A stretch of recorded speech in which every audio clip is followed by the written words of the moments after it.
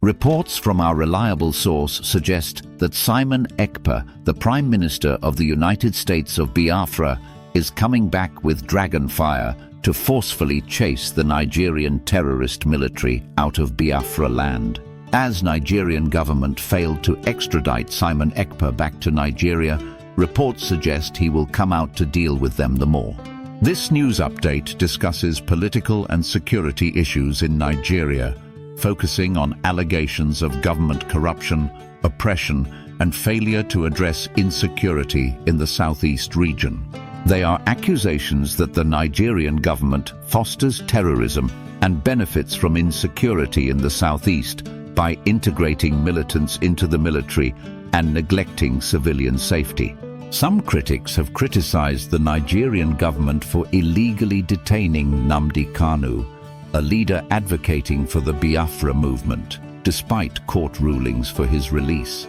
Simon Ekpa is portrayed as a key figure continuing the Biafra agitation in Nnamdi Kanu's absence. However, he has been facing media and government propaganda accusing him of inciting insecurity. Nigerian media is accused of spreading government propaganda and failing to report the atrocities in the southeast objectively, highlighting a bias against Biafra activists. They are criticism of Nigerian religious leaders for their lack of vocal opposition to the violence and insecurity in the southeast, contrasting their activism during Goodluck Jonathan administration.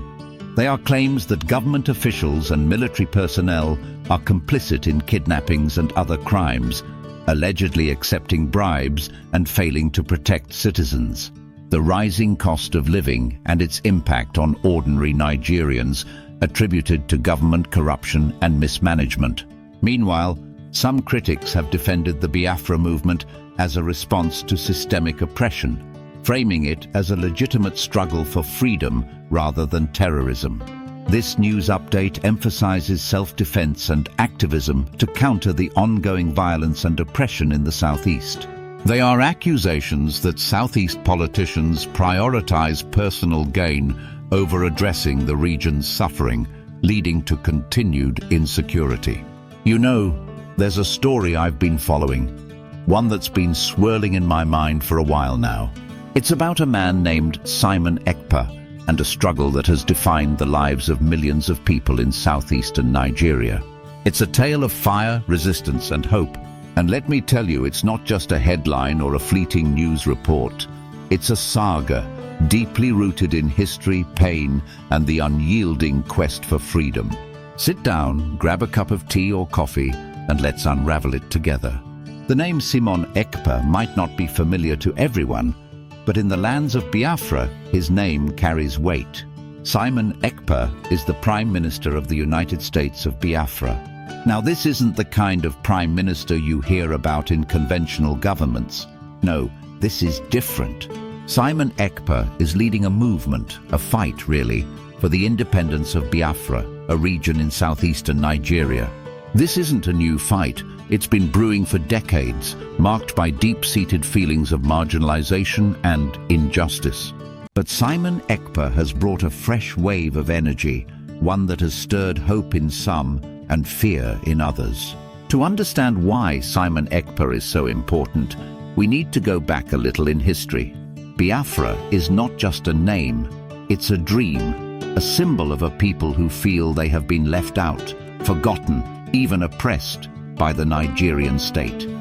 To truly grasp what's happening now, we have to look at a man named Mazi Nnamdi Kanu. Mazi Nnamdi Kanu is the leader of the indigenous people of Biafra, often referred to as IPOB. He's a charismatic figure, one who has inspired countless people with his speeches, his vision, and his sheer determination. For years, Mazi Nnamdi Kanu was the face of the movement. He was the one who stood up and said, "Enough is enough." But the path Mazi Nnamdi Kanu walked wasn't easy. The Nigerian government saw him as a threat, as someone who was challenging the very fabric of the nation. They arrested him, detained him, and tried to silence him. Even now, despite court rulings that have ordered his release, Mazi Nnamdi Kanu remains imprisoned. For many, his detention is a stark reminder of the lengths to which the authorities will go to suppress dissent. Now, when Mazi Nnamdi Kanu was taken away, it was like a heavy cloud descended over the movement. People wondered, what's next? Who will carry the torch? That's where Simon Ekpa comes in. Simon Ekpa stepped up, not as a replacement for Mazi Nnamdi Kanu, but as someone who could keep the fire burning. He became the voice of the struggle, the one who refused to let the dream of Biafra fade away. But let me tell you, Simon Ekpa is a polarizing figure. Some people see him as a hero, a man who's willing to do whatever it takes to defend his people. Others, though, view him with suspicion, even fear. They accuse him of inciting insecurity, of causing disruptions, of making life harder for ordinary people. It's a complicated picture, one that doesn't have easy answers. And here's where the story takes an even darker turn. The region Simon Ekpa is fighting for, the southeast of Nigeria, has been plagued by insecurity for years.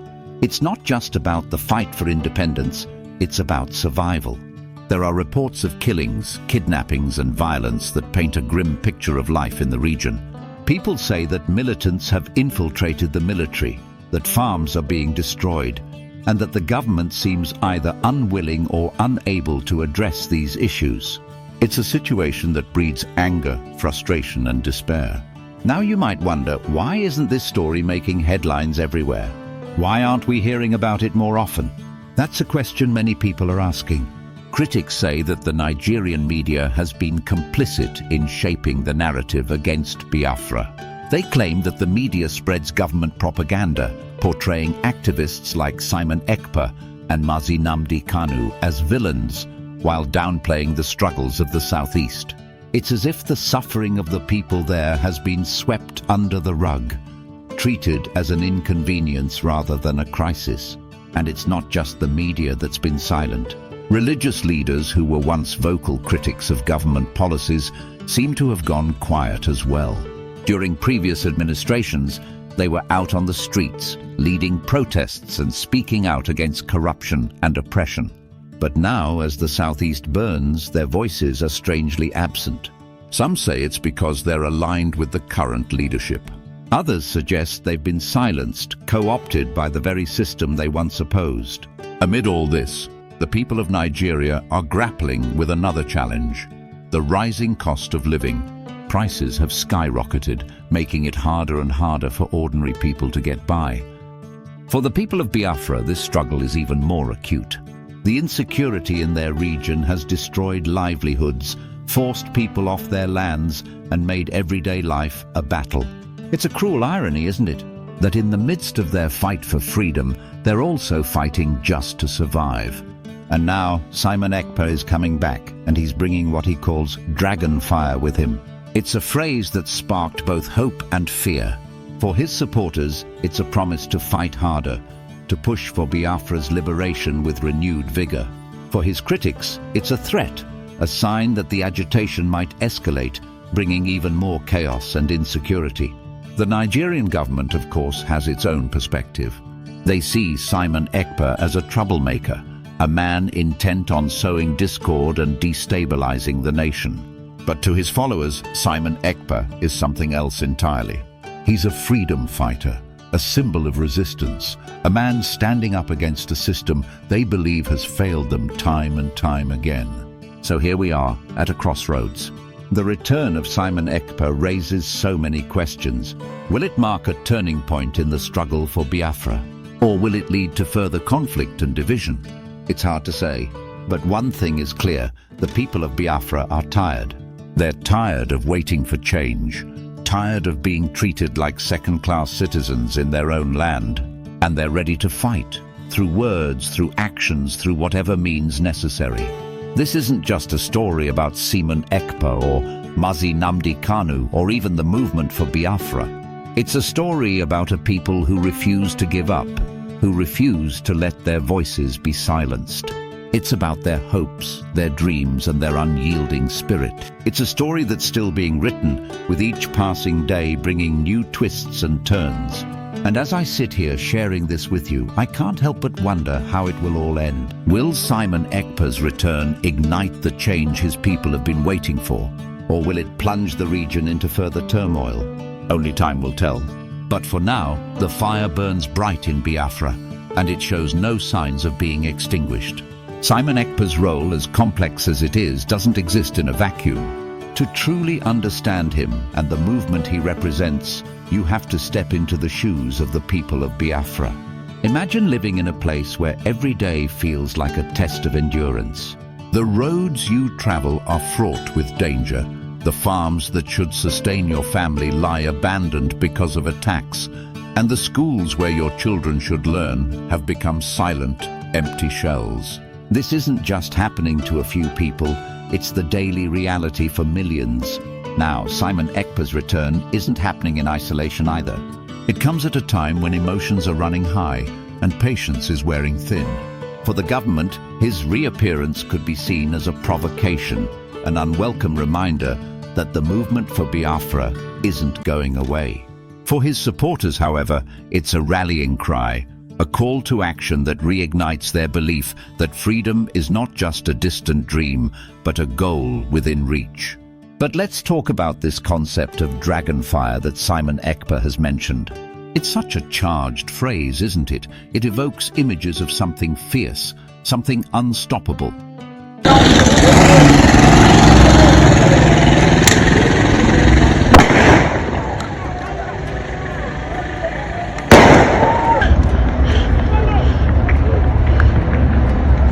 You know, when we say we are tired of Nigeria, all of you will come here and start writing rubbish. But we are going to go. We are going. We are going.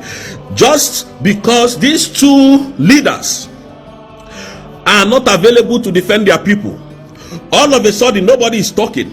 All the animals that will come on social media to be writing rubbish, Ekpa is relaxing in prison, Mazi Nnamdi Kanu can never be released. I'm seeing all your comments, but I wish you what you wish those people, because Mazi Simon Ekpa, like I said, is coming with a heavy revenge on Nigerian government. Nnamdi Kanu is not a terrorist, he's an agitator. Put it right. He's living in London, hearing how our farmers are being killed. People's farms will be messed up, and the farmer will be killed. The blood will be shedding on his land. There will be blood shed on somebody's land. You kill somebody and shed his blood and her blood on the farm, and carry your cattle and move on. Nothing happens. The people who have been doing this are not terrorists, are not called terrorists. Somebody who now came to say, why are our people being killed and their blood being shed, is branded a terrorist. What kind of stupidity is that?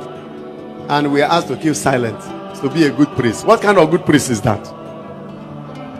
If you're a good priest, are you a good prophet?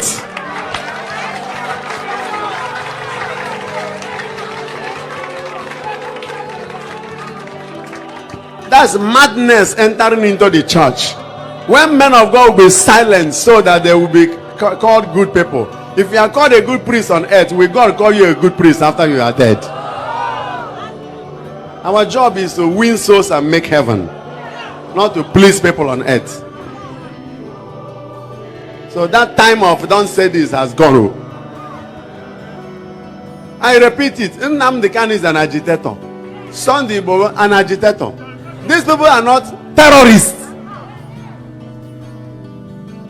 The youth of Biafrans are not terrorists. They are agitating over their sorrow, their suffering. In the midst of abundance, young men have nothing doing. One person will loot billions and change the naira into dollars and pounds to import for those, because our people are importers. What you bought for 100,000 naira last month, you can buy it with 1 million this month. Where you are watching and hearing me from this very wonderful morning. Now, before Mazi Nnamdi Kanu's kidnapped from Kenya and extraordinary rendition him back to Nigeria, people were complaining that Mazi Nnamdi Kanu was not going the right way about his agitation. People were all over social media complaining, disrespecting him, insulting him, and all whatnot.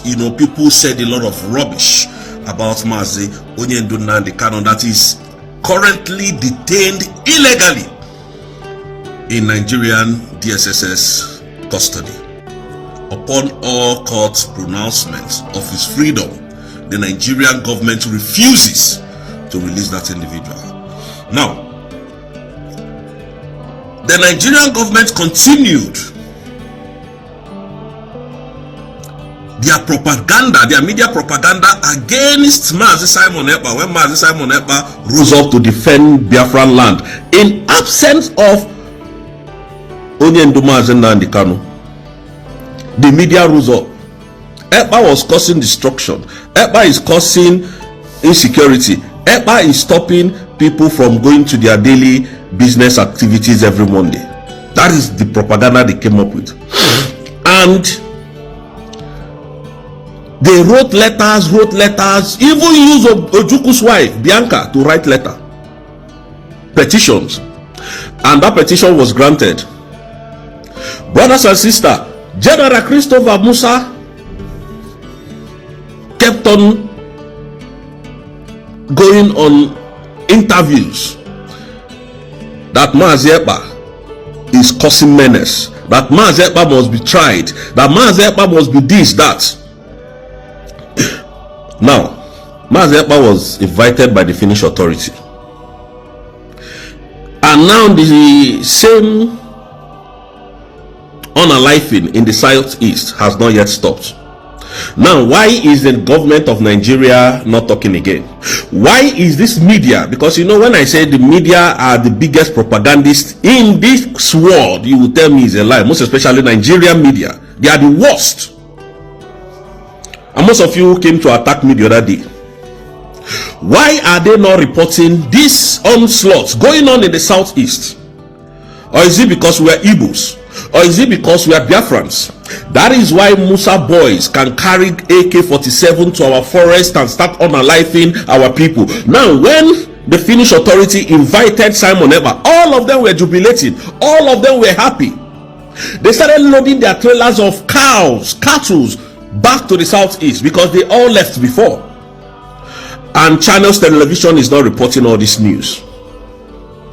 These are the same people, when they caught when they kidnapped Mazi Nnamdi Kanu, they said yes, Biafra has ended, that the insecurity in the southeast has ended, but the whole thing still intensify up to today. Mazi Simon Ekpa stepped in. They called him the bad guy, and everybody was shouting. Now, all of you that were shouting that the way Mazi Nnamdi Kanu is doing his agitation is wrong, the way Mazi Simon Ekpa is doing his agitation is wrong, where is your template now? Because our people are dying. Because you can't keep quiet. Where is your template? How do we defeat this insurgents, insecurity in the southeast today? None of you is speaking again. None of these animals, these Igbo illiterate animals is speaking again. Our people are losing their lives. Our parents are dying in their farms by these Fulani bandits, killing them. None of you is talking. But when you see the good guys come to defend you, the government will come and give you money, and you start talking evil against your people. And that's what you people do every time. That is what you do. Where is this Arise Television that was granting interviews to Musa? Why can't they ask Musa now that Musa, since Ekpa is not in the picture, since Mazi Nnamdi Kanu is not in the picture, who are the real people causing insecurity in the southeast? All of them have gone mute. All of them has, because they have collected money, and because most of these people are, most of this, what is it called now? Media is being owned by the government of Nigeria. So they can't carry a news that is not favoring Nigerian government. Anything that is against Nigeria, they will never carry it. They can't, because it's not their people that they are unaliving. There is the south, northwest, and the north central.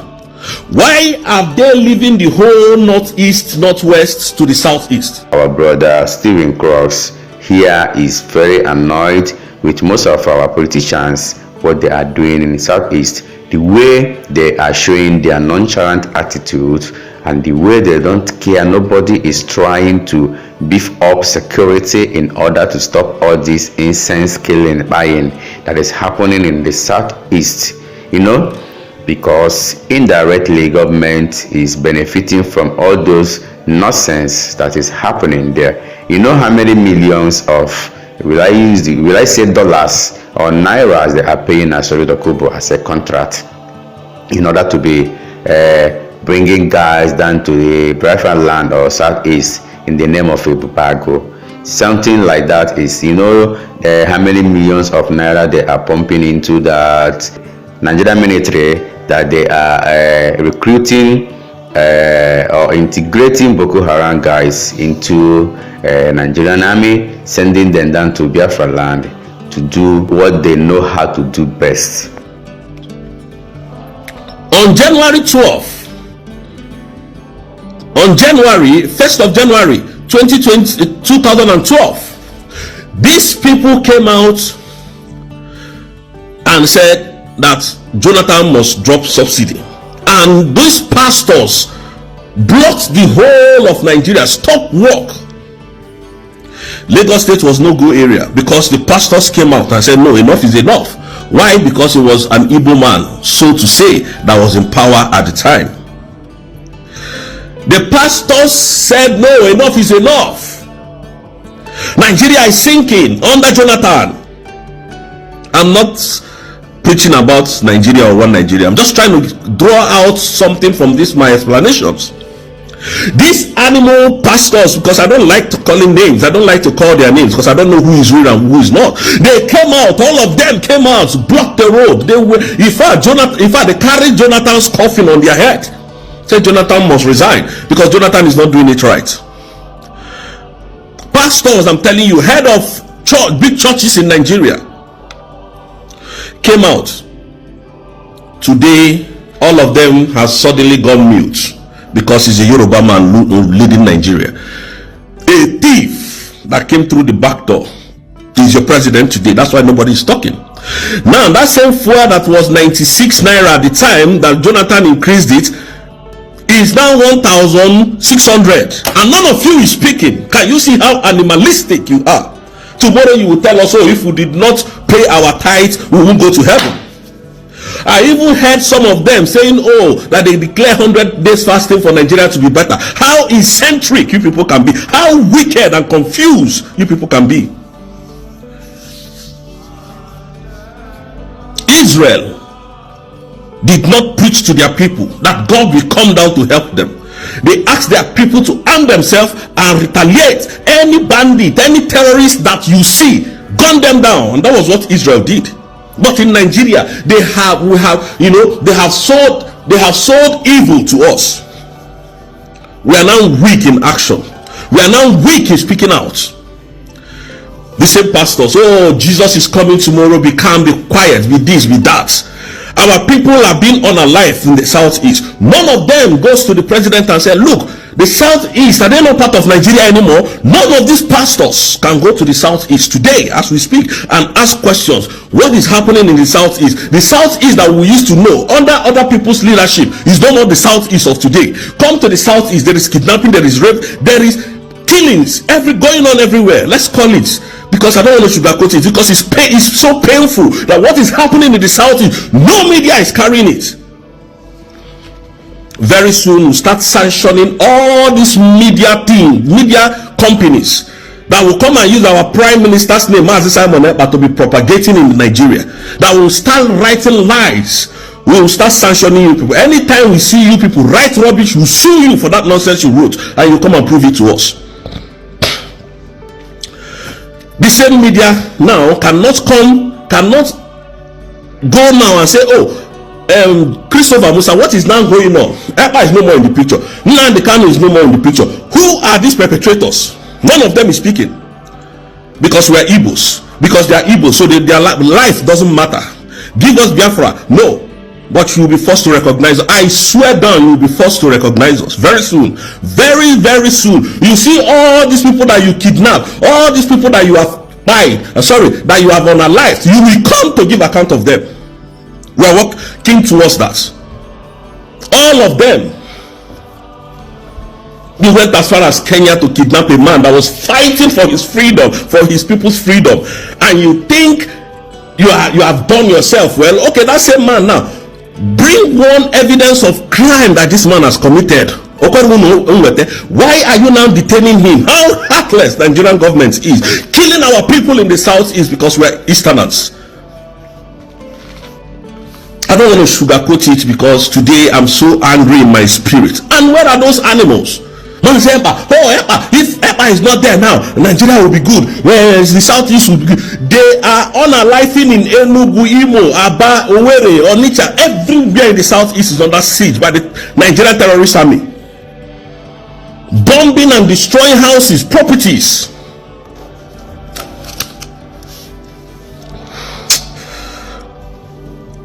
In the southeast, none of them is speaking. None.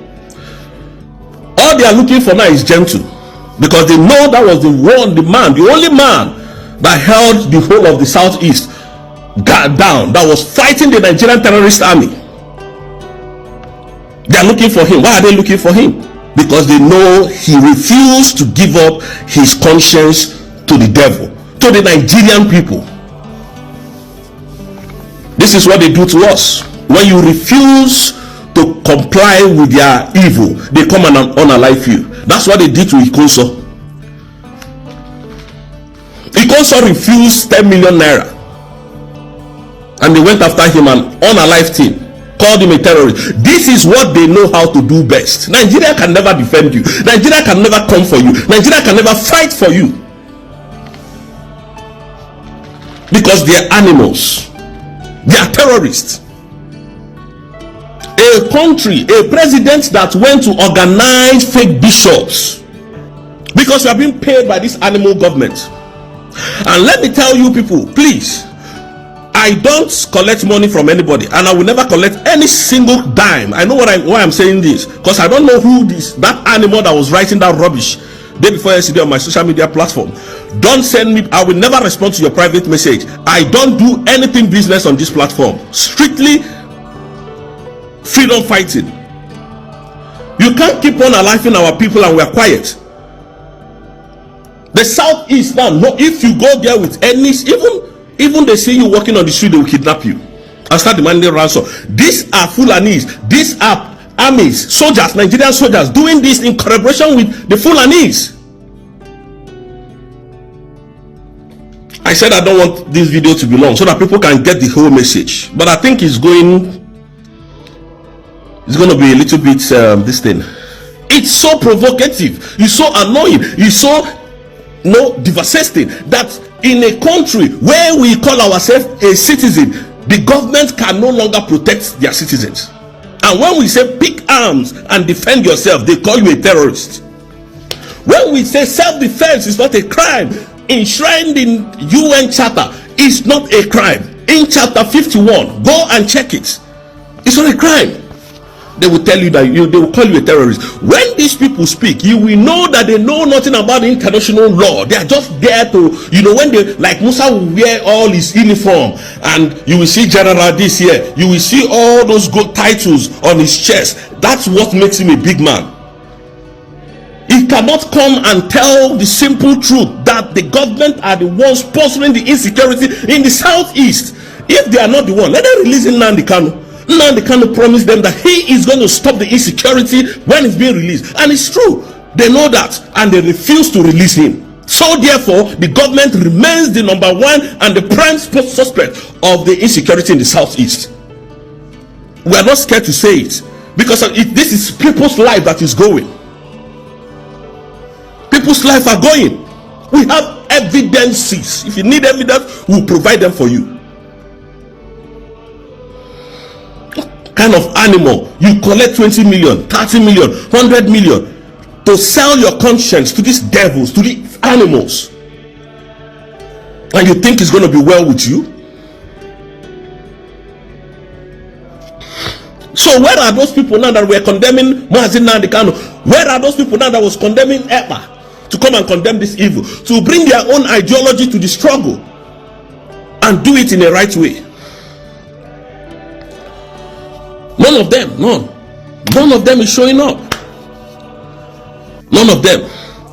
I pray that those of you who will come to my comment section to write evil, I pray that this same evil that they are doing to the southeast will touch you. It will come to you. When I said 5 kilometers, just 5 or 10 meters away from checkpoint, somebody that I know very well was kidnapped. And when they were going to drop money, they still passed us checkpoint. The police first stopped them. They told them that the kidnappers kidnapped his brother, that they want to go and give the kidnappers money. The police now said, okay, allow them to go. No details. They didn't ask them of any other details. The police said, okay, oh really? Okay, go. When they got to the third checkpoint, which is the military checkpoint, the military stopped them and said, where are you people going? Where are you? Identify yourself. They all came down and told the military the same thing. The military said, how much are you giving those kidnappers? And the guy said, it's 15 million naira. I'm going to call everything out, so that those animals that did this should know. Said it's 15 million. And they are, it's 15 million. Now you want to go give them. Say yes. And they say, okay. And they left. They just like, you walk like, 5 meters away from where this checkpoint is, they enter the forest. The army were there looking at. They didn't say, oh, let's set them up and buy all of them. No, nothing of such came up. And you want me not to believe that these people are the main perpetrators of this evil in the southeast? And we have asked you to remove all your men on our checkpoint. You refuse. So you know what you're doing. You know what you're doing. This is the end of our news update. Please click the icon on the top right corner of your screen to watch my next video. You will enjoy it. I will see you again in my next update. Enjoy the rest of your day. Goodbye for now.